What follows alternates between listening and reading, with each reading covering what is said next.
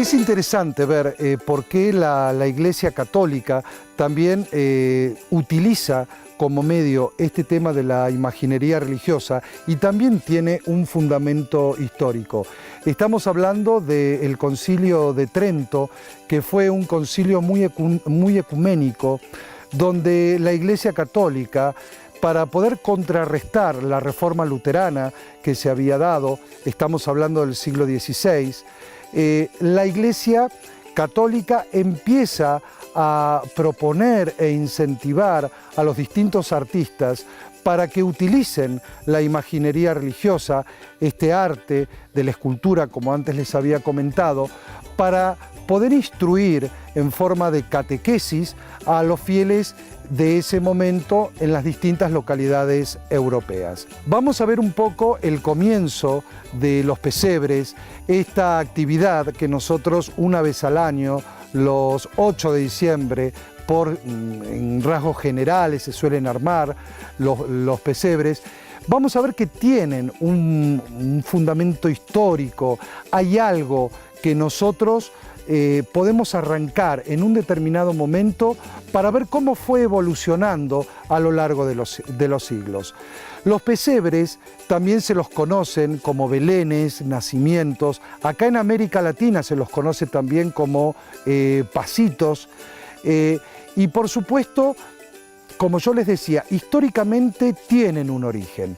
Y ese origen los vamos a encontrar ya en las catacumbas romanas, como por ejemplo la de San Sebastián o Santa Priscila, que rondan entre los siglos II y IV después de Cristo, donde ya en estas catacumbas, que eran los lugares donde habían vivido los primeros cristianos, se pueden apreciar bajorrelieves o pinturas.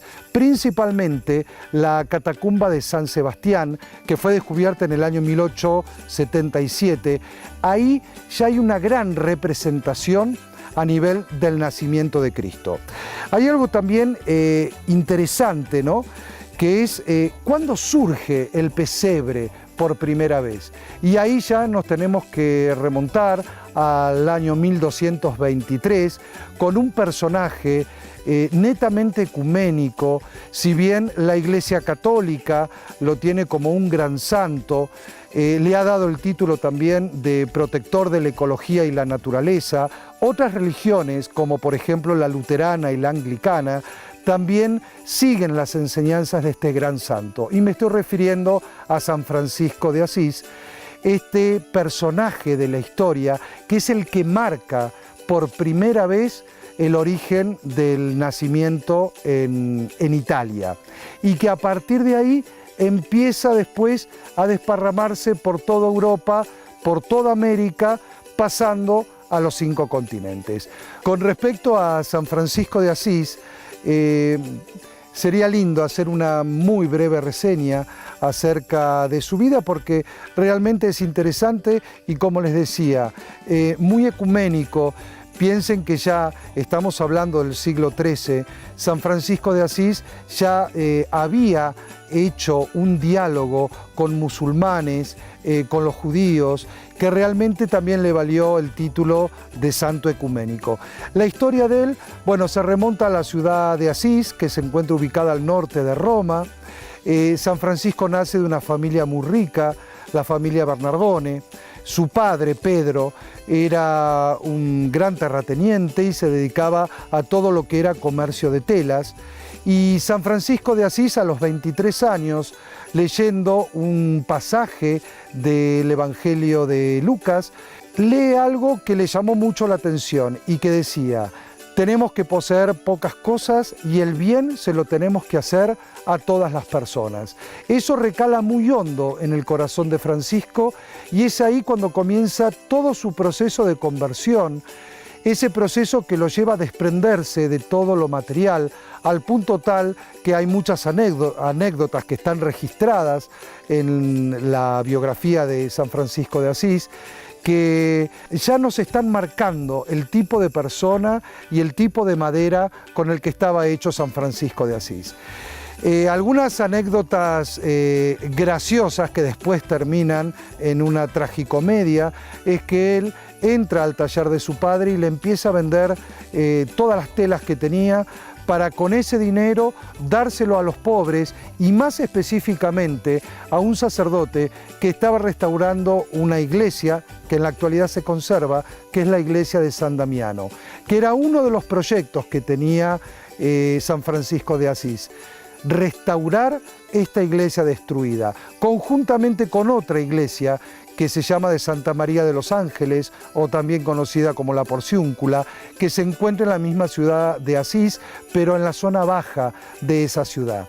El padre, cuando se entera, por supuesto que no reacciona bien, reacciona a los golpes, y lo lleva arrastrando a San Francisco directamente al centro de la ciudad, en presencia de toda la población y por supuesto del obispo, que era muy común en este siglo XIII, que cuando existían trifulcas a nivel de las familias o dentro del pueblo, el que actuaba como juez era el obispo.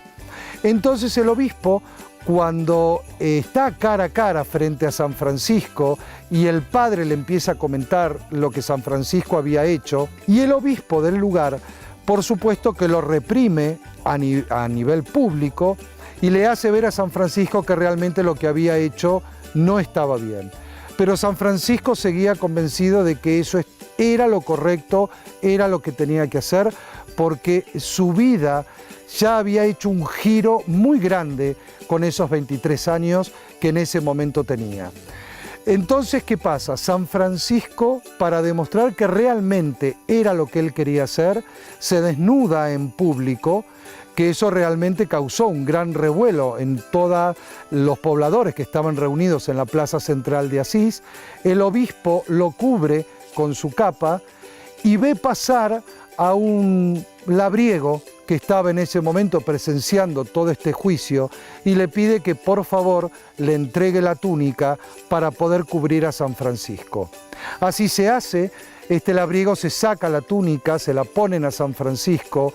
Otro paisano que estaba por ahí tenía una especie de cinturón, de cordón, de hilo, se lo piden prestado, se lo atan a la cintura y es lo que nosotros conocemos hoy en día como el hábito franciscano.